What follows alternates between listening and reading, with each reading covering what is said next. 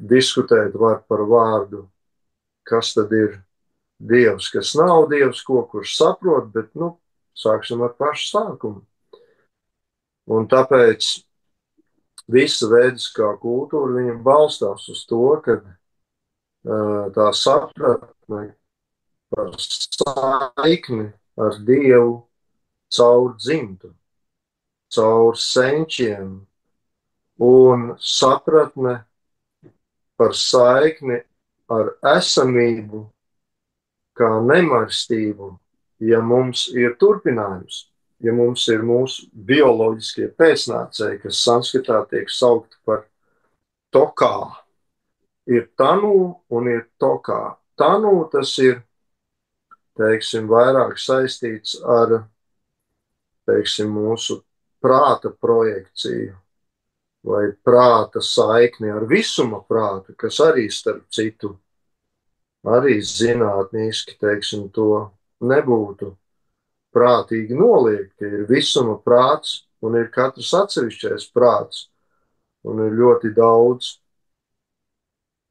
teiksim, aktuāli gadījumi, kad cilvēki saņem informāciju no visuma prāta un viņa izrādās pārsteidzoša, maigi sakot, nesaprotama pat mūsu laikam un atklājās tikai, kā es minēju to piemēru arī par Beethovenu, kad viņš nosapņoja, viņam atnāca sapnī tā viņa simfonijas vai arī tas Ramakrišnāns, viens indiešu brāmanis, kuram atnāca viņa dievietes sapnī un pateica algebriskās un matemātiskās formulas, uz kurām balstās mūsdienu stīga ģeometrija, un viņš neko nesaprata par to. Viņam vairāk nekā 3000 formulas atnāca sapnī, un tā laika augstākie matemātikas prāti, viņiem nekas nebija par to zināms. Tā kā šādi gadījumi ir par to visumu prātu un saikni ar katru personisko prātu. Tieši tāpat, ja mēs runājam par tā saucamo matēriju, ūdeni, uguni un, piemēram, mūsu ķermeņi. Un, teiksim, Adhara Vēda viņa saka, ka mūsu ķermeņi ir dievišķi, jo viņi darbojās pēc dievišķiem principiem neatkarīgi no mūsu kontrolas. Viņi ir ārpus mūsu kontrolas. Tikai ļoti augsti attīstīti cilvēki var kaut kādā veidā ietekmēt šos procesus un arī ļoti nelielā mērā. Kā jau es teicu to piemēru, neviens cilvēks nekontrolē katra atsevišķā mata augšanu vai ķīmisko procesu notikšanu ķermenī. Viņi notiek pēc dievišķā pamatprincipa, un tāpēc Adhara Vēdas apgalvojums, ka šis ķermenis ir dievišķs, viņš iet arī tālāk pagātnē, jo šajā ķermenī ir ielikti šī saikne, šī ģenētiskā virtene, ko arī Rigvēdā bieži vien sauc par kētu, kas ir tā kā staps vai tā kā saules stars vai rašmaja, kas ir tā kā saules stars, jā, kas caurstrāvo. Un Dievs tādā veidā arī caurstrāvo. Tāpēc, kad mēs sakam, ka dzimta ir Dievs, tas nenozīmē, ka Dievs ir tikai dzimta. Tas nozīmē to, ka dzimta ir Dievs un caur šo saikni, caur šo sapratni cilvēks var atjaunot savas attiecības ar Dievu, kas ir esamības, kā saka, cēlonis, radītājs, sākums vai pamatprincips, kā nu kurš to savā inteliģencē atļauj sev nosaukt. Un tāpēc vēdiskā kultūra, viņa sakņojas uz šo principu, jo vēdiskā kultūra ir mūtvārdu kultūra. Savukārt rakstu mācītāju kultūras, ko mēs pazīstam kā jūdaismu, kristietību, islāmu, arī hinduismu, viņas vairāk koncentrējas uz mācību dievu. Savukārt mutvārdu kultūrā tomēr lielāks akcents bija uz katra atsevišķā cilvēka, kā saka, dzīves performanci un absolūtās patiesības meklējumiem. Tāpēc mutvārdu kultūrā galvenais bija tā prakse un tradīcija, kas tika nodota no paudzes uz paudzi. Un tāpēc bija ļoti svarīgi šo dzimtu saglabāt, jo caur dzimtu tu esi kā savienojošais elements šajā ķēdē, šajā ģenētiskajā virtenē. Un faktiski tavi bērni, tavs bioloģiskais turpinājums ir tava nemirstība.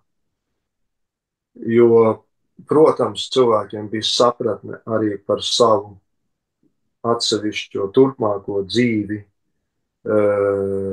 pēc nāves, kad tiek projicēts tanū, ja prāts tiek projicēts uz kādu citu vēlamo ķermeni.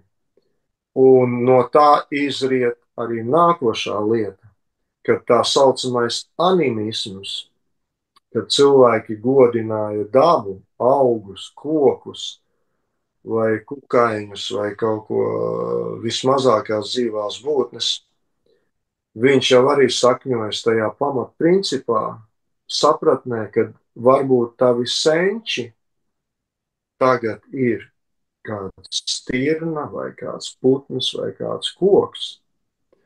Un tāpēc neviens nenogalināja bez jēgas nevienu koku vai dzīvo būtni, gāja mežā pat. Un visās tautās, visās indoeiropiešu tautās, visās senajās tautās šis princips ir. Es nesen iepazinos ar vienu čečenu, kas bija čečenu rodnavieris, un viņš stāstīja par čečenu kultūru. Viens pret vienu, kā latviešu kultūru. Nesunīti, nekaķīti, ne ar kāju nepaspēja, nemalkas pagalīti. Teiksim, vai caursidraba dirzi gāja, nezariņu nenolauza. Jo, ja mēs palasam Rigvēdas un Athervavēdas bedību ritus, vārsmas, kas tiek skaitītas, tad es teicu, ka es tev stāstīju, ka ir 4 galvenie ugunsriti, kas tiek veikti. Tad, kad cilvēks mirst, tad, kad cilvēks tiek sadedzināts, vai tad, kad cilvēks tiek aprakts, un tad, kad notiek piemīnēšana vai laba ceļavēja novēlēšana pēc kāda laika, pēc nāves brīža. Un tajos ugunsritos, kas tiek veikti, kad cilvēks mirst tajā brīdī, tur ir tādas lūkšanas un vesels sūktis, kur tiek teikts, ja tavs prāts ir ūdeņos, lūdzu nāc atpakaļ. Ja tavs prāts jau ir kokos, koku lapās, arī lūdzu nāc atpakaļ. Ja tavs prāts jau ir debesīs, lūdzu nāc atpakaļ. Ja tavs prāts jau ir pie senčiem, mēs lūdzam senči, sūtiet tevi atpakaļ. Tātad tajā brīdī, kad cilvēks mira, dabiski visi apkārtējie viņi vēlējās, lai viņš nenomirst un lai viņš vēl pabūna kopā ar viņiem. Un tā sapratne jau bija, kur tu savu projekciju, kur tu savu prātu biji noprojicējis, tur tev būs tas nākošais ķermenis. Tāpēc tā Athervēdas iedalījums, kad ir šarīra, tanu, asu un aģa. Aģa tas ir tas nedzimušais, tas pamatspēks, kas ir katrā personībā, dieva klātbūtne. Asu tā ir tas, ko var salīdzināt ar dvēseli vai ar to garīgo dzirksti. Tanu tas vairāk ir tā kā smalkais ķermenis, un šarīra tas ir tas rupjais ķermenis.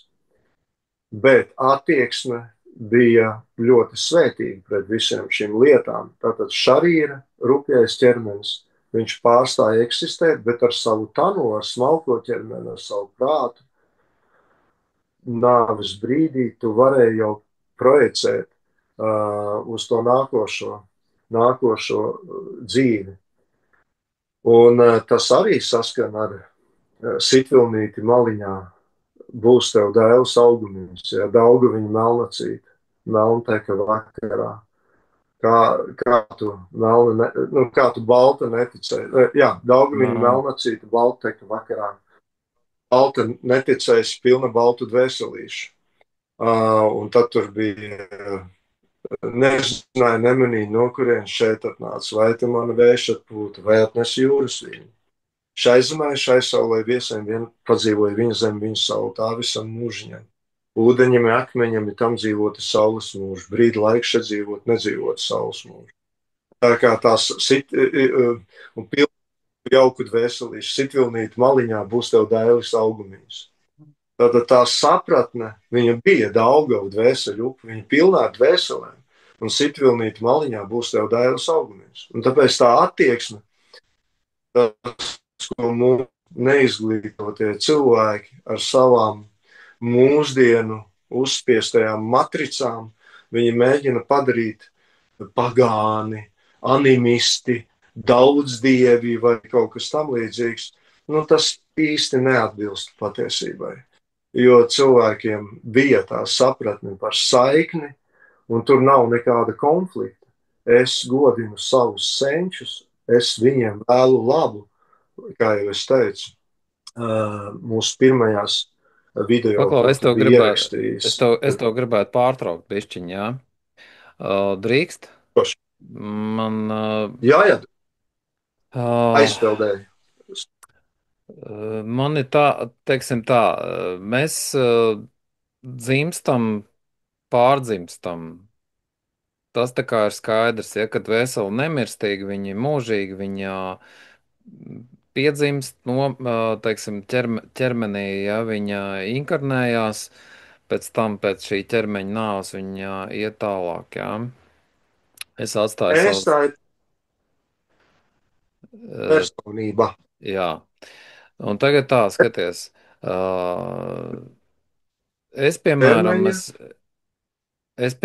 iepriekšējās dzīvēs esmu bijis dzīvojis kaut kādās zemēs, un tagad es esmu inkarnējies šeit, un tagad kaut kādi cilvēki taisa uguns rituālu, es esmu viņu senčos iekšā, jā.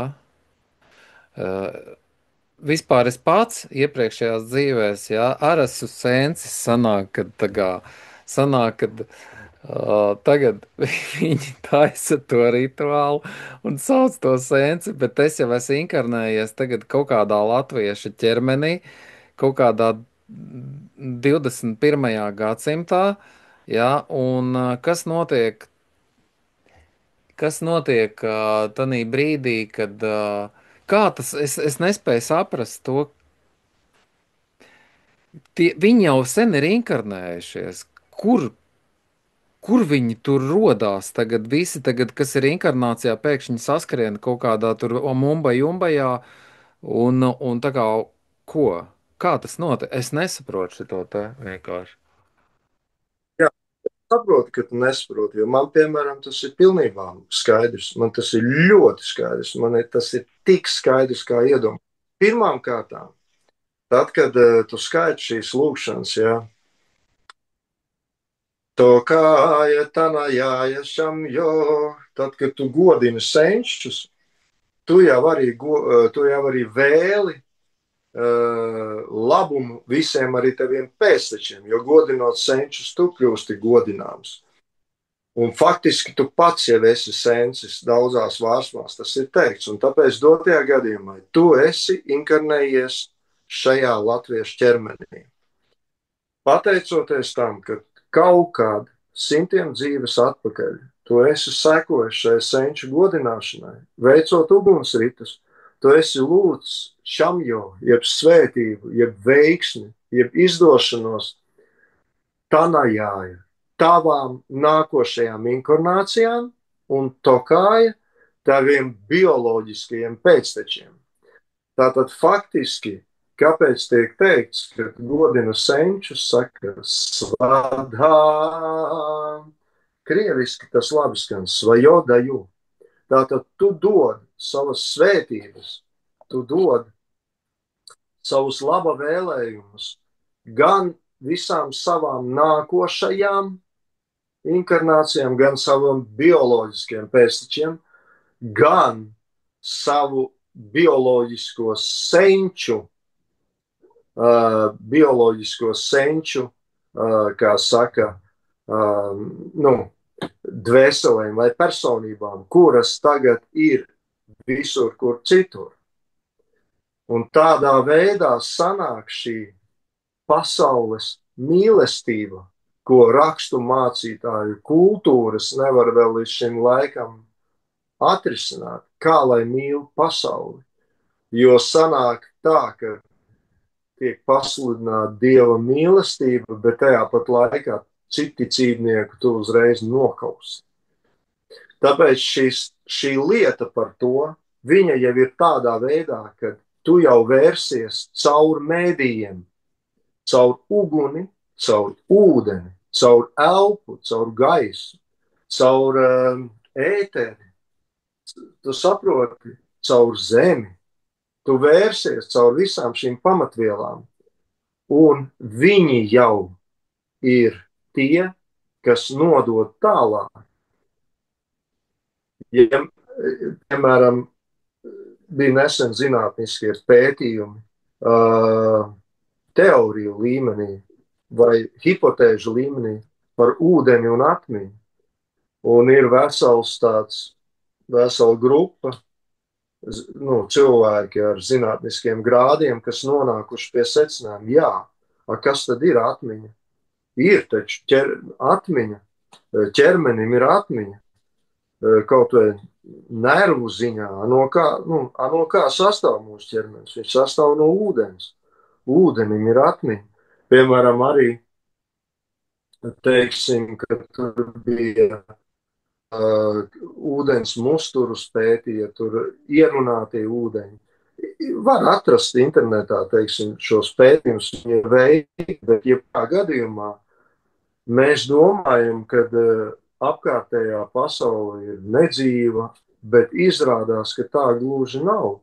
Izrādās, ka šīm visām lietām ir atmiņa, ko nu kurš ar to saprot, bet fakts paliek tāds, ka tie cilvēki, kuri ir sadzējojuši vēdas, vārsmus, no kuriem ir nākuši ārā, viņiem ir bijusi šī sapratne par to, kad ir kaut kāda saikne, kas neatkarīgi no mums darbojās pēc tiem dievišķiem principiem, un tāpēc vērsās Sarasvatī, jeb tā tiek saukta ūdeņu māte, viņa ūdens un uguns.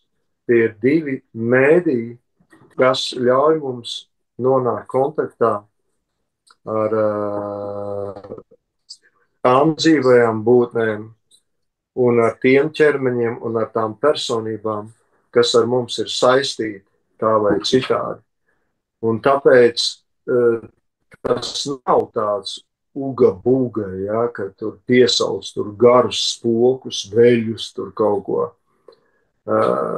Tā ir ļoti, es teiktu, ļoti elaborēta, ļoti augsti attīstīta izpratne par dzīvi, kuru mēs pārvēršam par kaut kādu arhaisko primitīvismu, animisms, politeisms, bet lasot vēdas, es arvien dziļāk saprotu, ka šīs ir neatšķirams lietas. Kāpēc godināt kokus un kāpēc nedarīt skādi dabai? Kāpēc pavelti, tur nekaut nevienu nost? Tāpēc, kad iespējams, ka tas ir arī tavs senčs. Viennozīmīgi tie ir kādu citu cilvēku senči, kas mīt tajos ķermeņos, bet priekš kam, zviedriski sakot, unēdi, nevajadzīgi skādēt dabu. Un tā ir arī senču godināšanas pamatprincips. Un līdzīgi arī tu vēli labu visiem taviem senčiem, kam ar tevīm saikni dzīvajām būtnēm, un tu vēli labu arī savām inkarnācijām, iepriekšējām un nākošajām. Un tāpēc sanāk tāda pasaules mīlestība. Un Skaidrs. man kā cilvēkam, vai sapratās kaut kas? Jā, jā, jā. Man ir tāds vēl viens jautājums, varbūt mēs tad arī šim vakaram varētu noslēgt. Man ir tev jautājums, kas tad ir īsti veļi, jā, tavā izpratnē? Ko tad mēs te godinam, ja tie nav veļi, tad kas, skaidrs, ka tas ir dvēseles līmenī, bet kas ir veļi? Nu, es gribēju tieši tev teikt to pantu. Ut īratām avāra ut parāsa un madjamā pitaros umijāsa. Asum jair avrikāri taģņāstē no avantu pitaro havēšu. Kur tiek teikts, ka ut īratām avāra ut parāsa. Tie, kas ir lejā, lūdzu celieties uz augšu. Tie, kas ir vidusplāksnē, vidū, lūdzu nāciet un līdzās, stājieties līdzās un palīdziet man. Un tie, kas ir augšā, lūdzu dodies savas svētības, nolaidieties lejā un palīdziet. Es varu balstoties uz šo, es varu teikt, ka veļi ir tie, kas ir antarikšā, kas ir šajā viduspasaulē, kas ir nu, teiksim, starp debesīm un zemi, kas ir šajā vidussfērā, atmosfērā. Tie ir veļi. Tās ir tās dzīvās būtnes, kuras atrodas, teiksim, smalkajos ķermeņos, vai kuras atrodas rūpējos ķermeņos, bet viņi ir pieejami.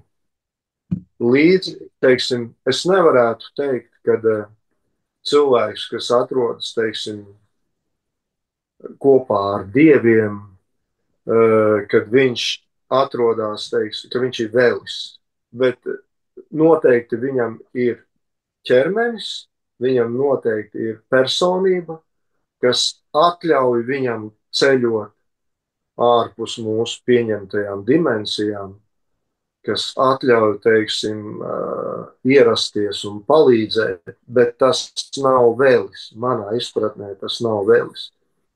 Jo vēlis, manuprāt, ir tieši tie, kas atrodas, teiksim, antarikšā, un iespējams, kuri atrodas, teiksim, nu ņemam, ja tā var teikt, zem zemes vai leju, kas atrodas leju. Un te ir tas brīnums, ka tu jau viņus nedemonizē. Tāpēc tā pasaules mīlestība, tā ir tā lielākā atšķirība. Vēdas vispār nesaka, ka kaut kas ir labs vai slikts. Viss ir realitāte. Svarīgi ir, kā tu sevi pozicionē attiecībā pret šo realitāti. Un tāpēc gan nāve, gan tie veļi, viņi netiek demonizēti. Viņi netiek uztverti kā kaut kas slikts. Tieši otrādi, tev ir tik daudz tā mīlestība iekšā, ka tu atveries, atver rokas vaļā un saka, nāciet, visi, kas esat, nāciet. Un lai visiem ir labi. Un te nāk Mm. tas jautājums, nepabeidzām ar tevi, un kur es domāju, nākošajā kaut kādā tajā sarunā mēs varam iztirzāt. Ja nu tavs sensis ir bijis tur slepkava vai nelietis, vai tur, kā es teicu, KGB killers, jā, mocītājs, vai ko tad darīt? Arī uz to ir visas atbildes. Tad, jā, tad nākošā reizē mēs varētu šito izrunāt. Es tagad apskatīšos to ierakstu, kas ir izdevies. Un tad, jā, es tev padošu ziņu. Um, Jā, jā, un pasties, kā viņi baigi ir iegrožojuši. Tagad tikai 7 minūtes palikušas, 8, jā, viņi slēdz ārā. Bet es domāju tā, ka, ja ieraksts būs ok, es viņu nopirkšu vienkārši uz mēnesi, jā, un tad ir neierobežoti. Tad mēs varam tur runāt, un mēs vēl ar kādu var sazināties līdz ar to. jā. Nu, jā, var jau, eh, kā tev patīk, 3 strīmu, 4 strīmu, Jā, 5 jā, jā, strīmu. jā, jā.